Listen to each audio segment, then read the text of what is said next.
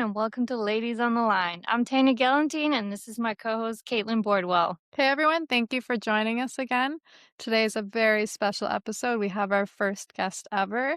We have Emily McCarthy here that we're super excited to have in. Wow, I can't appreciate this more and feel super honored to be your guys' first guest. We are so excited to have you. And before we start off with all the questions that we have, we heard a little something that it was somebody's birthday yesterday. It was, yeah. Happy birthday. Yeah, happy Thank belated you. birthday. Did Did you you do get to anything celebrate it? special to celebrate? Yeah, we went south, so we're a little further south, so we got to get a little bit of practice in yesterday. It was the first time I got to shoot outside since IBO World, so that was fun. Nice. And then today, not so fun, like at all. So other than that, yeah, I got to shoot my bow outside for the first time since August, so that was fun. I mean, that's pretty cool. Yeah, Yeah, yeah. I'm a little jealous. I still haven't shot outside yet. I shot outside today and I'm freezing and very windburnt, so You can't even tell. Yeah. that was good. Okay, so our first question that you've probably answered a million times before, but we're gonna ask it again. How did you get into archery? Where did you start? Okay, so I grew up in Montana, had absolutely nothing to do with archery, and I was like a competitive cheerleader in high school, and I did snowboarding, and I was just super competitive. And then I had a boyfriend that was a hunter, and so he talked me into buying a bow, and I bought a bow. And then from there, I went to like the archery shop's open house. So this would have been 2005. I bought my first bow, which was like the super basic bow. And then I think 2006 was the archery shop's open house.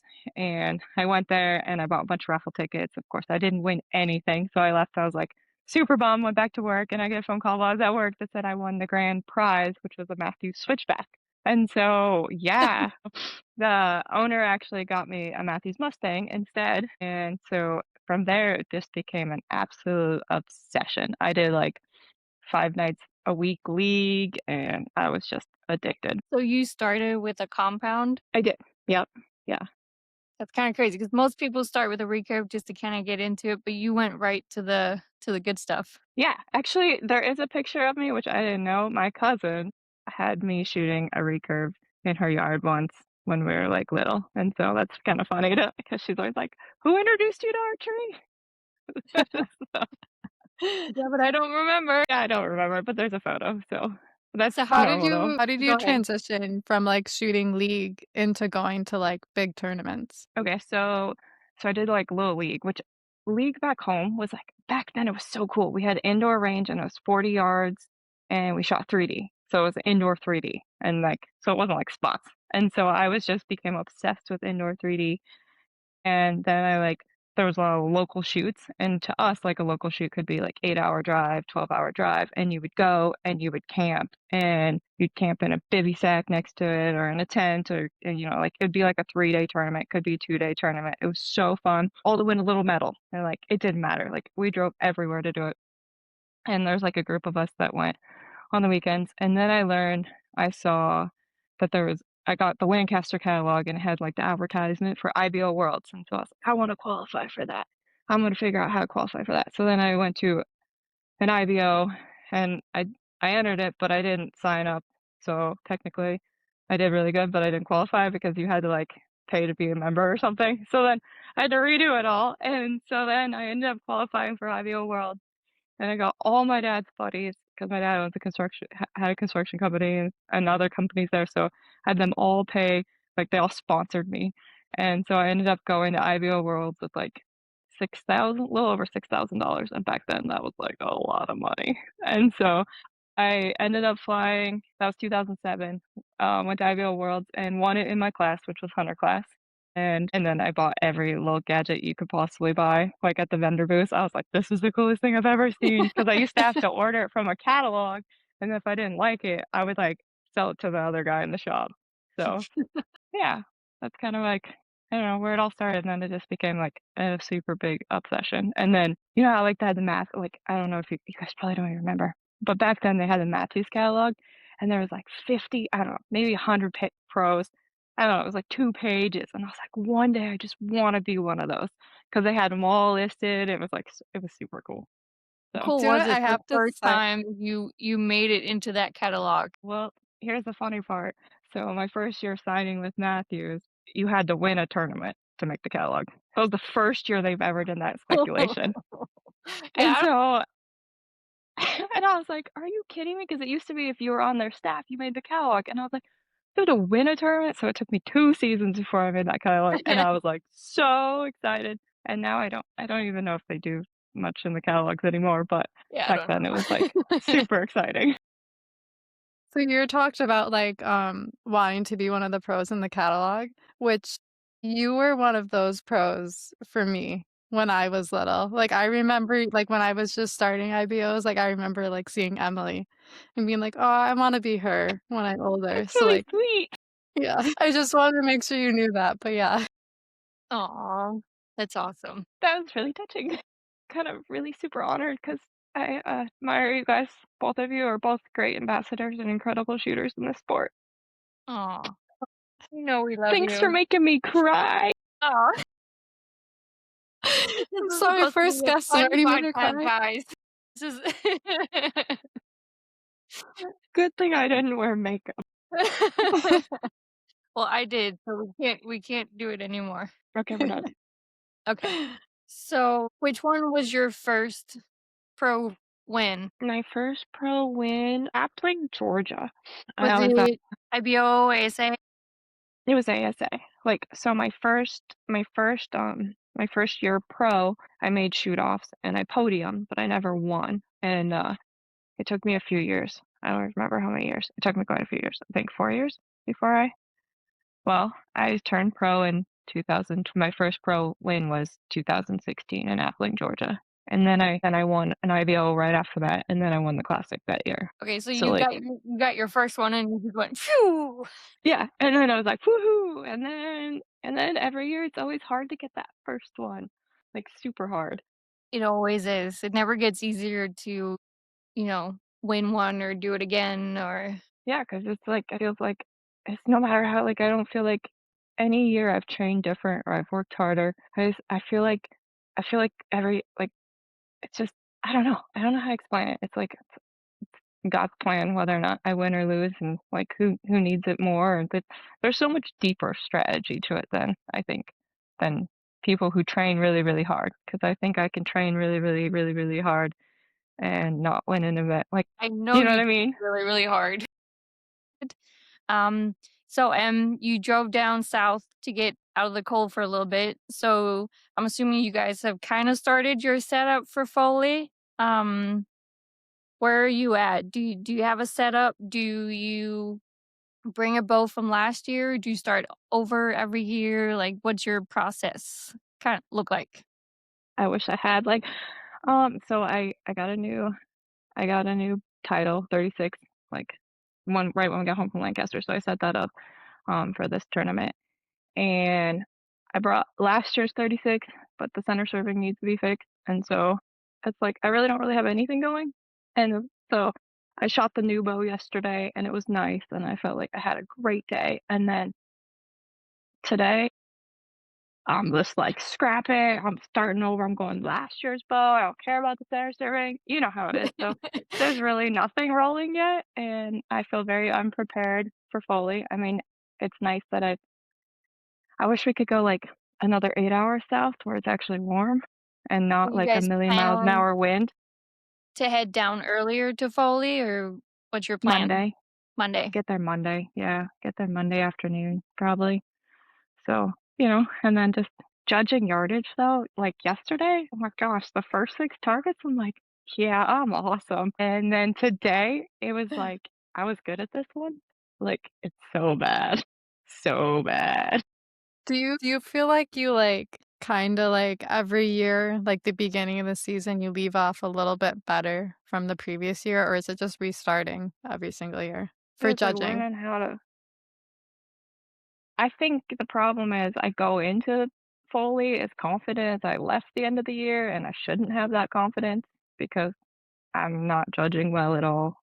I think yeah, and then it's like a reality check, like, you haven't been practicing this for the last 6 months, so you should try to play a little smarter. I don't even know what your question was. Sorry. That that like, that little conversation is how my whole day went. You answered it. Okay, okay.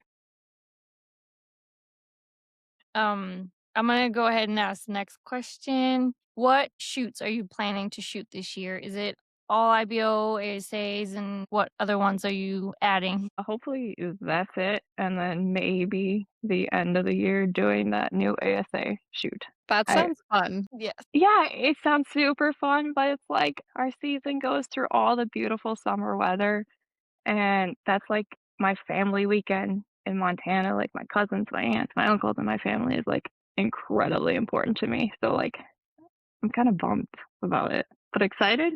So I'm torn. It's Yeah. I get that. I get that. It's a really cool tournament and maybe next year it'll be a different weekend so it doesn't hit exactly on the family time for you, but Just Which would talk it them be into any coming. all of them? We're ready for it. Well, my sister and mom are gonna be at Foley, so that's they've never been to an event, so or That's not an ASA exciting. event, I guess I could say. Not an idea or an ASA. Not anything I'm actually good at, have they ever came to. Somewhat good at. Are you excited about them coming to cheer you, or are you a little bit nervous? Uh, Honestly, the beach is there, so I would and I know my mom and sister, so I'm gonna be really surprised how much I actually see them at the event. So no, I it doesn't make me nervous. It'll be nice. It'll be nice to have my I don't think many people have met my mom or something from ASA, so I'm excited about that. So, Awesome. yeah, Yeah, hopefully it's nice and warm for them this year and not like last year. I know, but the weather has been getting better every day if you look at the forecast. Yeah, yeah, Yeah. I've been So, checking. Yeah. yeah. So is there a So shoot yeah, sorry. go ahead. I was gonna ask, is there a shoot that you're most excited about this year or a Ideal favorite world because one? the season's over. Was that a bad answer? That was a bad answer. No. It's No, truthful. I think by now we've realized that family is the number one thing for you and you spend so much time with them. We can all see it Yeah, on your, Instagram and Facebook and everything that they're your world. yeah, absolutely.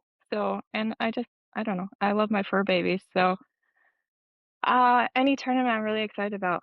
No, I mean, the summer ones where there's sun and, like, Metropolis, I love the heat, like, So love, love when it. the rest of us are suffering, you're loving it.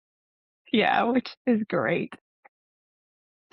Yeah, no, I really love Metropolis. I love the heat, and I don't know, I guess for me, you know how, like, you got the pressure of trying to get a win in, so it's like sometimes the season can feel like there's not enough tournaments, and then because you haven't got your win in yet, and then, like, you just feel like kicking, and then the anxiety gets higher or whatever, and, I don't know, I feel like I guess I'm excited for the season to start a little bit.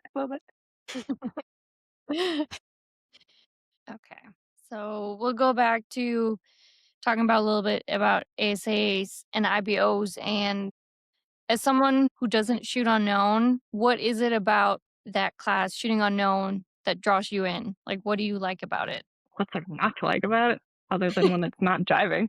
No, I honestly I think it's a strategy game. So it's like it's so much thinking and it's a strategic game and you're playing a game more than like just clicking and then making sure your shot's really good. Like you're literally like, all right, if I aim it upper, is this number gonna get there? If it what's the percentage of it getting there? What's the percentage of it not? Do I need this? Do I not need this? Should I aim it lower? Is my numbers am I jiving high, low? I mean, like, it's like your brain is never shutting off, and you're literally playing a game, and you're trying to, like for me, I'm not trying to beat Cara or Sharon or Kaylee. I'm trying to beat myself. Like, I know what I'm fully capable of playing at home, so I'm playing my game to get there. And so to me, it's just it's a fun game. Like, it's and then when it all comes together, it's really fun. And I don't know, I really, really, really I enjoy the game like out west in Montana back in the day, like you didn't have rangefinders. You shot unknown, so you shot out to unknown to 80 at all the like events. And so it's I don't know, it's just it's fun because it's a guess, but it's also like it's a lot of thought goes into the guess. And after the end of a weekend, it's big. Your brain is like smoked, like I super But can smoked. someone that's done both, I can say my head coming off an unknown versus a known hurts so much more, and, like, I have to go back to the room and take a nap because my head is just exhausted. And now shooting known, I'm like, all good. Like I feel like I can work at the booth for hours afterwards. I totally understand what you're saying because like, I've shot, like, Reading and I've shot, like, the OPA and stuff, and I love that stuff, don't get me wrong. Like, I love spots and long distance and known, but it's a whole different mental your brain is not near as worn out. No. I just can't imagine, and I have so much respect for you guys shooting unknown because I'm so bad at it. And I think at one of the first ASAs I went to, I practiced with Emily. We were on the practice range and we walked up to one of the targets. I'm like, "Hey, let's judge how far this is." And I was like, I think I said, I'm like, "I this is like 27." And she's like, "No." And I'm like, "Wait, how far is it?" And she's like, "It's like 41." Was off by so much, and I kept being off by, like, a bunch, and I'm like, "Okay, I should never shoot unknown because I'm But just impressed." it's just work. That's all it is. It's just like I put just as much time into judging as I do into shooting my bow. Like, Do and you so it's ever learning to balance it. do you ever feel like sometimes it takes away from your shooting, or do you enjoy that not all of it is shooting? Like, do you enjoy that there's different parts to it? I do and I don't. Like, I mean, I feel like for unknown 3D, it's more of a job, as in like you're moving ranges constantly, you're cleaning ranges, you're cleaning like you're always like it's a lot more work. And then like so like a normal more day would be like going and cleaning all your ranges because when you're gone, then you got all the overgrowth, so you got to cut everything and then you got to move the ranges and then now you finally get to shoot your bow with the bag, and then you finally get to shoot around, and then the whole day's over. I mean, I feel like I love shooting my bow, so it's just learning to balance it, and I think just shooting in the yard is super duper fun, but I don't know, I don't remember the question again. Jeez, it must be my birthday. You answered it, so it's all Do you have a full course and like full is it 20 targets that we have in ASA and then what is it in IBO? Yeah, it's 20, and then I think it's 37 in IBO. Okay. Yeah. So do you have all the targets at home and I wish it was at home. We have it about 40 it's about 40 minutes from our house. So it's like and there's no cell phone service really, so it's like inconvenient when you get over there and there's like a big thunderstorm because then you can't see the radar and you're like sitting over there. And then if you forget something at home, it's like drive all the way there. And then like where we live, like our 3D property might be here, and then I have an eye doctor appointment that's an hour and a half from there, and then an appointment that's 2 hours over here. Like in a day, you could drive like 6 hours, no joke, on a day you're trying to practice. are you there Yeah, almost every day?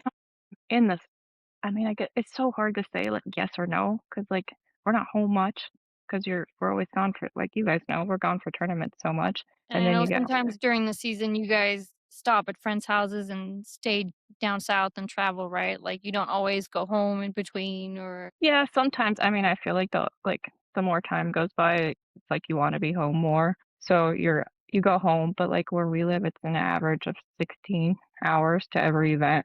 So, like, you gotta think, like, we're still driving when Sharon's already practicing for the next tournament, and she'll, like, send me something, she's at home practicing, I'm just like, "I'm still driving," and then by the time you get home, it's, like, the last thing you wanna do is go practice the next day, and then you gotta go and you gotta clean lanes.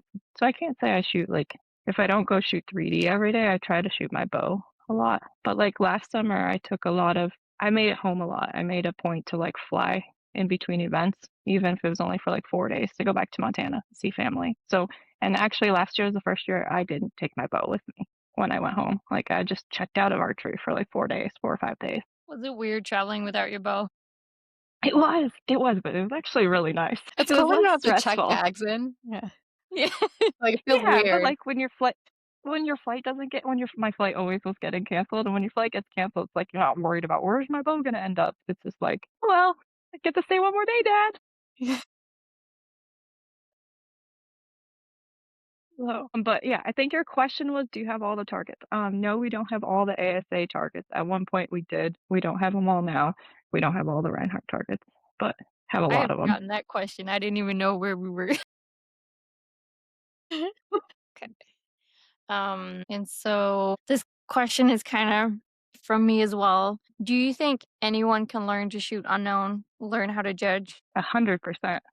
Absolutely. I think it's literally just practicing, just like shooting your bow. I think Katelyn can, like, she shoots known, but she also came and competed against us in unknown at IBOs and did extremely well. So, I mean, she has an easy chance of winning any of the events she comes to.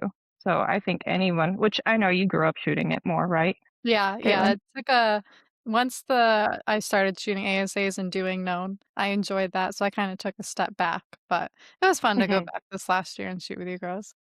Well, we enjoyed having you. No, I think anybody can learn it. I think it's literally it's just a it's for me, the way I judge is it's like I try to, like, imagine how hard it is, like, how far it is, like the ball theory, like, how hard would I have to throw a ball at that? Like, is that really, really hard? Is that not really, really hard? And then I break it all down. I I I practice with my rangefinder a ton. Like, when my dogs go to the bathroom, I rangefind them. Like, I'm always playing with my rangefinder, just guessing. Now what size target are your dogs? Like, what would you compare them to? Unfortunately, they're smaller than the IBO bobcat because my dogs are both 8 pounds. But I figure if I can get really good at that, then that bobcat's not gonna be awful. Yeah. Which you know how bad that bobcat is. Oh, yeah, yeah. Yeah, You know, the yeah. one thing that is always scary for someone that and I don't know if you ever get this still, but for someone that doesn't judge that often, and when you go to judge a target, in the back of my head is like, "I hope I don't miss this target."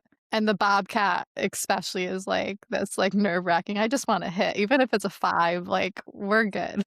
Right? But the thing with me when I think that, that's when it goes downhill. But believe me, those creep into my head. And then I'm like, "Oh, that bobcat though, the gator, I for many, many seasons was 50%. I hit it 50% and didn't hit it 50%. Like, I would be leading a tournament and, like, I always had to calculate and I always had to try to get 11 points ahead of everybody because I knew I was gonna miss the gator. I'm not kidding you. I've missed that, like, it's insane amount of times I've missed that and lost so many tournaments because I blanked that target. Do you have the gator target at home? Gosh, yes, I do. I actually have 3 of them.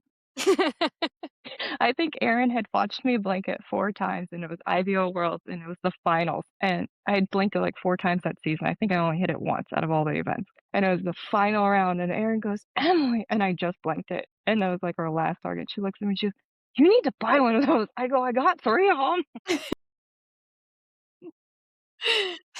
My bugaboo, man, my bugaboo. The actual Wolverine has turned into my bugaboo now in IVO, so So what about ASAs? Do you have a worse target there too? oh, yeah, yeah, yeah. Which one? There's a few. I would say the Habby. Well, actually, the black cat. The black cat well, never mind, I take that back. The what's that thing we shot last year, the Impala? I had to add 7 yards to hit it. Like, I would judge it. I missed it, I think, 3 or 4 times before the Classic on my own on my own property, on my own lane, the same lane every day. My over the fence, like, under it every single time. Like, it was bad. It was bad. So then, like, last year at the Classic, I was like, just and then they put in the shoot off, and I'd be like, "Oh my gosh, please, please, for the love of God, hit the target." So, yeah, You that talk one became about my bugaboo. You were talking about, like, you had to add 7 yards, and I always would remember, like, there's certain targets where I would know I need to add or take off, but I would have in the back of my head, like, "What if this is the one time I actually judged it right? Like, what if it is?" And, like, I that's, like, just the headaches that it gives you. Dude, that's what I mean, that's the unknown exhaustion at the end of the day because 'cause you're like, you're, like, having to make these decisions and you have to make them all right. Like, I always say, like, some people will say, "Well, what was the difference in your last year's season versus other seasons?" I'm like, "It's not practice. It was literally just it was it was luck, a lot of luck." Like, IBO Worlds, you were there, you were in the shoot off. Like, I was worried that you were gonna come from like, I don't remember where we sat. I think I was 3rd, you were a point behind me. I don't remember how it was, but we were all, like, neck and neck, and they gave us the Bobcat to start out with, and that target, 11, is this tiny. Like, so, like, to me, that, like, to hit the Bobcat, and then you had to turn around and hit the Wolverine, and then you went to the Coyote, and then you went to the Turkey, and the rings on IBOs are way different. So, like, the Turkey ring is this big, and the Turkey 11 is tiny, and I luckily hit, like, all of them except for the coyote, and so, like, that was luck, like, you know what I mean? Like, if you decided to set your sight half yard a little different or you weren't centered absolutely perfect in your peep, you would miss that 11. So, like, that's where sometimes I feel like I shot my bow really well, but you can shoot your bow really well and not be absolutely 100% perfect, and someone else can win, or not be 100% perfect and you won somehow. You know what I mean? Like, that's where I feel like in archery, there is a tiny bit of luck. You guys agree? I do. There's always, you know, I've seen not just in ASAs and everything, but I've seen Matthias Fullerton or Bodie or whatever. Like I've seen these people shoot perfect scores and still lose, you know, Exactly. because it ends up in a shoot off and they both shoot super good tens, but one's like, you know, a millimeter closer or whatever. And that's luck because Mhm. like it, It there, was not meant to be their weekend, even though they, like, trained hard. It was theirs to win. You're gonna win some that you should have never won, and you're gonna lose so many tournaments. Like, but you gotta love archery to lose as much as you lose in yes. it. I think one of those things is you're gonna win, but you have to learn how to lose because even if you're good, there's still gonna be a lot of it. Oh, there's gonna be so much of it no matter how hard you work, and, like, I can train at home and shoot, like, ridiculous good rounds, and then I go to the tournament, and then Sharon shoots a 5 low on the coyote, and then I see all these holes that are high, and I'm like, "What in the world?" So I, like, adjust my number instead of just, like, playing my whole game, and then I 5 it, like, the wrong direction or, instead of, like, you know what I mean? Like, just like, I try to learn from everyone in the middle of the tournament when, like, really I should just shoot my bow and, like, who cares where, Sharon hit or Cara hit or Kaylee hit, like, it's just play your game. Like, that's a hard part with 3D to me, is, like, learning to trust your prep, you know what I mean? Believe in yourself. Drive myself so crazy trying to do all that.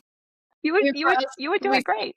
yeah, we set our sight and we aim at the 12s. For their unknown, like, every target, like, you might change your strategy depending on what the target is and what everyone else is doing. It's a lot more I mean, thinking. it's totally different. It is. But IBO is not as bad because it's, like, aim and center. So Do I guess you I have sort of a question. Is yours related? Because mine's kind of sort of unrelated. Yeah. Okay, Okay. go first. We'll circle back.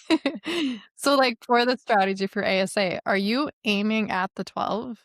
Or does it change well, or it changes majority of the time. It depends on the distance, depends on the arrow. A lot of times I will adjust my number to someone's arrow knock because I like a knock. Like, I like to be able to aim. But then there's a lot of, like, Kaylee, my my bestest friend, she shoots all black arrows, and so, like, I can never aim at her stuff, and I don't know. So, like, it all depends. Literally, I'm trying to hit the 12th, if that's what you're asking. So, like, Yeah, yeah. I know I most of the time are aiming at them. Where I don't play the game where you aim center and add 2, where I know a lot of girls play that, like, or fall, but sometimes, like, if it's a 50-yarder and I'm not sure, like the Wolverine, I've pretty much learned that I gotta stop aiming at the 12 on the Wolverine because, like, he could be 50 and a half, based on where you're standing, and just a little bit not perfect, he's a 5. So, like, I'm trying to teach myself to, like, aim center on him, but sometimes I still have a hard time aiming at it, so I'll put, like, 51 and a half at lower and just try to be smart or play play safe, if that makes sense. Yeah. I've heard of people before that, like, they'll set like, when they're judging a target, they'll think, like, "What is the furthest I can think this target is?" And then they'll aim it lower with the thought of, like, if it's further, I at least rose into the 10, but if it's on, I Mhm. hit the 12. Yeah, I mean, I guess sometimes I guess it depends on how well you're judging, you know what I Okay. mean? Yeah. Or the target, or the distance, or where everyone else is hitting. Everything changes. Like, I've aimed at a 5 one time on the on the heavy, I hate the heavy, but, like, there was on Christine Harrelson's arrow was way low, and so I added it was ridiculous. I added, I think, 8 yards and called upper, and I got it. And that's what I mean. Like, who does that? Like, I just shouldn't even tell anybody what I just did. But it was, like, the prettiest knock ever, and it was the perfect line for that upper, and I was like, "If I'm right, this is gonna be awesome. If I'm wrong, this is gonna be really ugly." Because, like, the whole time I'm like, if I totally misjudge this, which I always underjudge it, if I really underjudge this really bad, I'm gonna smoke her arrow knock, and I'm gonna be so mad. So, yeah, it's just I don't know, it's always changing, and I think that's why your brain's exhausted. Or I think maybe, like, really good shooters, like other people, I feel like their brain isn't like this, and I have, like, ADHD, so my brain's, like, everywhere, and sometimes not even focus on what we're doing, so I think other people probably have a better strategy plan than I do. But hey, if I can do it, anybody can do it. I'm also so impressed sometimes by you're like, okay, add 8 yards and then I'm gonna hit here and then fall into here or like take 5 yards off or whatever. I have no clue what's gonna happen to me if I take 5 yards off. I don't know where I'm gonna hit because I don't I don't need to know. Well, can I be a little bit honest here with you? I You don't should be. practice it. I don't practice it, so I have no idea either. It's just literally like, I think I'm good at guessing. I might as well continue guessing what I'm doing. Or like, if I was smart, I would like practice at home and be like, okay, aim here at 40 yards, cut 5, where will I hit? But I'm gonna be honest, I thought you did. I wish I could be honest and tell you I did, and just be like, yeah, I'd prepare that well. I don't. I don't. That's like, I don't think my brain could retain it all. You know what I mean? Like, I no. yeah. That's too much. I'm just like, I guess, I guess. Yeah, I think the most I've ever I love added it. on is a yard just to aim at an arrow, like you said, but I won't go more than a yard. If it's more than just a little bit, I'm like, "Nah." You won't even do it in known? See, like, I feel like in known, you guys would learn how to do that to aim at known. I'll add, like, a yard, like I said, if it's, like, right Mhm. next to the 12, because I don't like aiming right off of them, Mhm. but if it's not right next to it, I feel like it's far enough where I'm not getting drawn to the arrow. Okay. I see what you're saying. Yeah, Yeah. I don't know. It scares me so much to not aim where I wanna hit. Like, it I don't know, I'm just so scared that if I tried, I would pop up. Like, let's say I was like, "Okay, do that," and then aim, like, 8 or low or whatever, and I was trying Mhm. to I would pop up to where I was supposed to hit, and then it would pop out the top or something because that's just how my brain would work. I think that's the good thing about my brain is it's like 10 seconds, so I set my sight and I'm like, "Ooh, I gotta hit that arrow knock," and then I break a really good shot on it and like hit above it. I'm like, "Yeah, that worked." But I don't know. I just feel like I have really short brain, so like I don't memory. think that's a bad thing. I don't think that's a bad thing at all. I think it's a really good thing because like I'll shoot a 5 and forget it by the next target. And I'm just Exactly. like, Yeah. oh no, it's good. It's good to have a squirrel brain at times for certain things. Yeah. I There's certainly a lot of arrows I wish I could forget. Yep, So do So, you go ahead. have you heard of the new Shooter of the Year change? I have. Okay. I'm gonna read it real quick, just because so if anyone hasn't. In all pro classes, the shooter of the year will be based on accumulative points from the 5 pro-ams and the classic. Points will be calculated based on the final order or finish following each pro shoot down with 50 points for first place, 48 for second, 46 for third, with each succeeding place receiving 2 less points through 10th place receiving 32 points. All remaining competitors will receive 30 points. What is your thoughts on the change? I guess I didn't really dig too deep into it. I think that when you drop down in places though, like 11th and 10th, I don't think they should be so close in points. Like I feel like it should still stagger down. You know what I mean? Like I feel like Yeah, I feel like that's just putting you too close. like 10th Does that place make and sense? 26th place Should are not are right exactly. side. Should not be a point apart, Right. in my opinion. Yeah. Otherwise, I think it'll make it definitely interesting, I for think sure. it'll be a lot easier to catch up if, like, let's say someone has a good day and in our class goes out and shoots 50 up or something and everybody else is in the 30s. They're all of a sudden 20 points ahead, you know? And that's kind of hard to catch up even over 3 events or 4 or 5 or how, all the essays, which here they would only get a 2-point lead. So I'm assuming that's why they're doing it to make it. I think so, to make it more, like, even within people. Mhm. Yeah. The only th No, I agree. It's different. Yeah. We'll see how the first year goes and then we'll Right, yeah. reevaluate.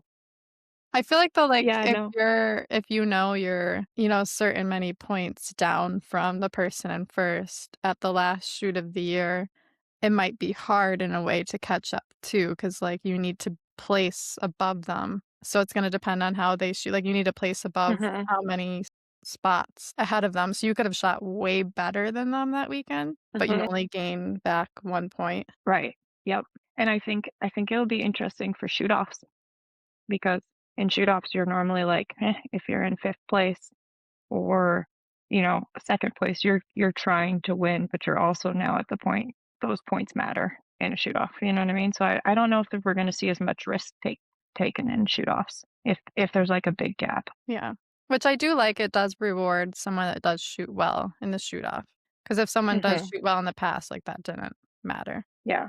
I feel like I don't know. I mean, it's always been interesting because in our class we've had weekends where some girls have just lit it up, like Sharon or Cara, yeah, especially at the beginning of the season, and it's been hard to ever catch them. I feel like what was it? One season, like 2021 or something, maybe 2020, whatever, 22. I don't remember the year. 2022. I got second at four of them and won two of them, and still ended up second for shooter of the year. It just didn't like could not get shooter of the year, no matter like how many podiums, how many shoot offs. So I think that's definitely going to change because Cara had just lit it up. Well, she had lit it up in Metropolis, is what it was, and then I ended up winning in the shoot off. And so like I was so far behind though with those points. Gotcha. So I don't know. It'll be different Yeah, for it sure. will be for sure. We'll see. Eh, Nobody likes change, right? Does no. anyone really like change? I know. I mean, if it benefits us or not, we still like, do we like it? Do we not like it? I don't know. We'll see. We'll see how it shakes out for everyone this Yeah, year, and exactly. hopefully they'll work the kinks out. Let's hope so. So, to kind of finish off these questions, do you have like what's your best advice for any young archer out there wanting to start the unknown class, but they're afraid to make a fool of themselves? Best advice. Well, for one, don't worry about that because we all make fools of ourselves. Like, I struggled. Like, I can't even tell you how many targets I missed either at an event or in the weekend or training or practice. Like, it's just keep working at it. All it is practice. I think all it is just work. It's how hard are you willing to work? I mean, we're easily all beatable. It's just a matter of how much work do you want to put into it. So, and then believing yourself. Like, you have to have confidence. I feel like that's my major issue in my career has always been my confidence in my ability. And I know other archers that I'm looking at right now who are very talented people, and I feel like maybe have had struggles with confidence in the past. Maybe. Katelyn? Tanya? I still struggle with confidence sometimes. Like Yeah. me and Braden's conversations before going to event will be like, okay, we'll see how I do, maybe I'll suck, maybe I'll be good. And Braden will be like, I'm gonna go win. There's no doubt. I'm gonna go win. And I'm like, I don't know how I'll do. Practice was amazing. Yeah, so I think we could all say, like, having confidence would be a huge thing, but I think some people are born with it and some people aren't. I agree, yes. And I think it's definitely something you can make better. Like, I'm sure you have too been working on it over the years and like trying to make yourself realize, I'm actually really good at this game and I just need to trust myself and my shooting and Yeah, everything to but then I get done and I'm just like, "Man, shoulda like, I just got lucky," instead of like, like, I never really I don't know, I feel like I'm just like, "Wow, that bow just shot better than I did this weekend." I don't know.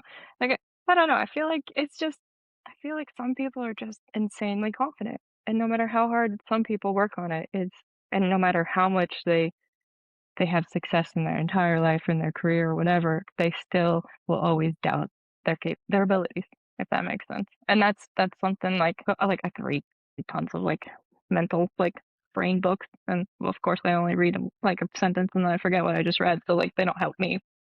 I think I think my best advice is if you're willing to work for it for your dreams, you can get there. I That's think good. that's probably the best advice. Don't and know you're gonna fail more than you're ever gonna win. Yep.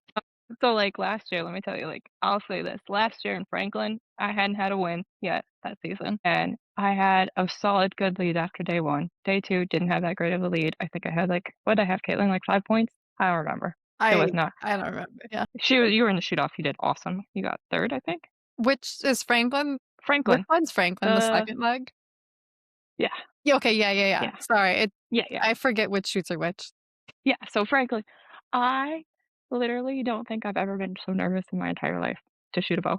I'm not kidding you. I had a lead and my knees were like this. Like, I literally was like thinking while I was aiming, if I face planted in front of all these people, this is gonna be so embarrassing. Dude, I feel like having a lead is more nerve-wracking than coming in 5th place. I feel like anytime I've come in with a 100%. lead, I'm, like, nervous. For coming in 5th, I'm like, I have nothing to lose, so, like, the nervous Absolutely. isn't bad, yeah. Yeah, but, like, I once I got that win and that like, the next events are fine, but, like, I can't I've just out of all my years of shooting, all my career, I have never had that feeling of that much nervousness. I mean, I literally envisioned myself face planting. It was so bad. Well, you shot Not really good even through it. most people, they have a nightmare about, missing the target or forgetting their bow, but yours was face planting. Dude, mine was literally, like, just Have you guys had actual archery nightmares? oh, Yes. yeah. Yeah, okay, yeah. It's usually me forgetting to shoot the line, like, I'll be sitting somewhere and I'll be like, "Oh, no, I'm supposed to be shooting," and something dumb, like, Yeah, I forget I'm supposed to shoot because my brain just yeah, yeah. it's I usually feel like what it is. sometimes archery's just my normal day in archery can be a nightmare. Remember the time I forgot my arrows in Reading at the 100-yard bag? And Yes. Yeah. we stood there we literally stood there for 45 minutes waiting for them to sound the alarm so we could shoot, and then Yeah, all of a sudden, I don't have no no arrow. I had to go running. I do remember that. Like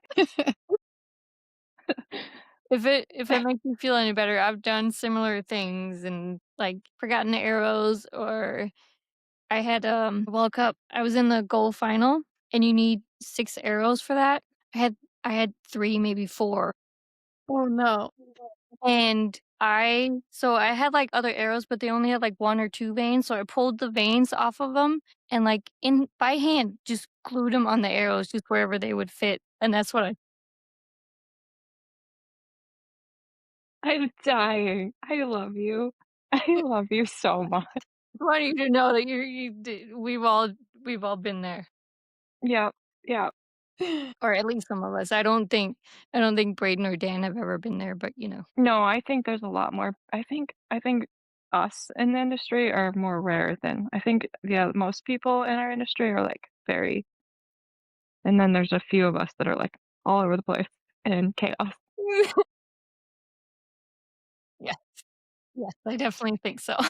Like, I had to walk out in London, Kentucky one time for the shoot off without my bow because my sight light died before we walked out, so then everyone in the like, Dan and everyone was trying to find batteries to fix my sight light, and then Mike's like, "She thinks she's so good she can shoot without her bow."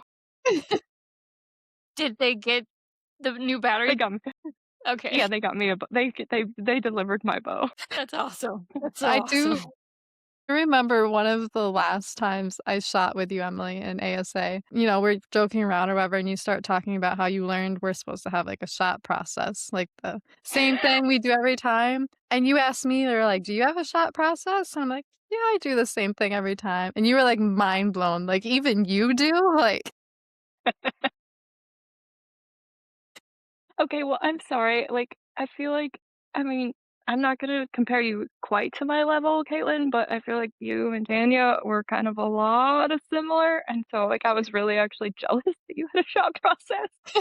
Do you have one, Tanya? We can talk about that another day. Okay, It's another question for another day. okay. Do you wanna go ahead and ask her the questions from our fans? Or Yeah, yeah, our little viewer segment. yeah. So So I think we already kind of touched base on this, but Abby K wanted to know how long you've been shooting and how did you get into archery, which I think you told us how you got into it. I don't know if you said how long it's been since you've been shooting. So I bought my first bow in 2005. I did, like, shooting little local shoots in 2006, so that would've been 20 years ago. Started national oh '07 would have been my first, like, national tournament, and then 2012 was my first pro tournament. And then Cody Warnock wants to know which tournament is still on your bucket list to win. I guess shooter of the year in ASA. I mean, it's not a tournament, but that is, like, something I wanna say I'd have to look back for sure, but I think it was 6 years in a row I got 2nd place up Were until, like, you 2 years ago, and then the last 2 years, I've struggled in the first few tournaments, but Did it ever come down to like just a point or two? No. no. Okay. No, I was always shocked I ended up 2nd. No, I don't think it no, it's not. I would say, like, last year was my first year winning the IBO Triple Crown, and that was fun. That was a fun, like, pressure, like, because for me, it's like I think for me, for ASA, I forget that, like, the points accumulate, and so, like, sometimes I'll just blow a tournament, like, I get, like, really aggressive or I start doing something like, I'm already down low, so then I just start tanking points, and then I forget that it matters, and so, like, I think this year for IBO to have to stay on track was a fun experience for me. It was a lot different, and me and Cara were pretty neck and neck, so that was fun. Yeah, that's awesome. And then Glenn Ritchie wants to know Grizz or cats? Oh, I'm Tana person. Yeah. I yeah, I don't care. I mean, As in sorry. you'll is it a food? No, it's, teams. Oh, it's teams. Yeah, so, like, when I was younger, I used to wear Grizz clothes, so they can go with that. Okay. I thought it was an animal thing. I thought it was a food. I don't know sports. Yeah, me neither. I don't pay attention to anything. Before we go on, is archery the only sport you would watch, or are you following any Winter Olympics at the moment? I guess I have the Winter Olympics on because it's something to watch at night, but no, I'm not a big I'm not a like, I'll watch the Winter X Games and stuff, like because I used to be obsessed with snowboarding, so I'll watch that, but other than that, as for sports, I'm not really a watch sports people. If I sit down and start watching TV, I fall asleep because I normally go, go, go, go, go, and then when I sit still, I'm like so, like, I'm the worst person to watch a movie with because I only watch the credits. And then our last question, Renee Wells wants to know who your favorite cousin is. Well, that's a loaded question. That is my cousin. I would assume so. She knows. She knows. Mm. I have all amazing, amazing cousins, and we've touched on this topic earlier. My family is absolutely incredible, and our cousin clan, we call ourselves, we're all incredibly close. So, How many do you yeah, have? I don't have that many, but my cousins have had babies now. So then there's like cousins. I guess there's 8 total of us.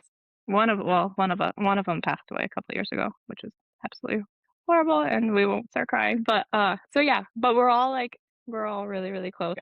I love all my cousins. They're all awesome.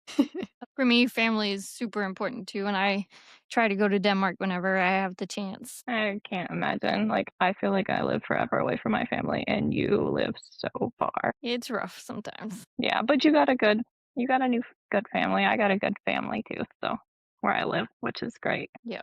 We make new families, and not that the old family disappears, of course, but I'm just you kind of find your people where you're living, and that helps the ache a little bit. Absolutely. Yeah. Well, for sure. Like I feel like archery has created my family too. Like there's so many people in it. Like I think that's my favorite part of the season is getting to see like everybody. Like Joe Pitt, the one who always has held my umbrella for me. Like I don't talk to him like or see him, but like he's like one of my favorite people ever, like and Kaylee's my best friend and I don't get to see her enough and I don't know. I just feel like archery is definitely and you too. Like I get so excited when I get to see you guys and get a big old hug and like And I I don't don't know. know if It's a it's cool just in sport. archery, but I think it's so cool is that, we see these people so much and sometimes it's very intense, the amount you see them, and then but no one sees each other that much in the off season. But when you see each other again, it's like no time has gone by, and I think that's Yeah. so cool. I think Yeah. that's I one of the agree. most exciting things about the first shoot of the year is, like, getting to see everybody and catch up and, like, It see what is. they've been to. Absolutely. And I think what's really neat about this sport is we're all competing against each other and yet we're all really good friends. Like look at you two. I mean, you know what I mean? Like I think that's what makes this sport awesome. Is like I'm super excited when someone else like wins because they worked really hard and that's their weekend and they're my friends and I love to see them shine. So like Yeah, that's what I love that about this sport. Like I'm especially not when you're angry.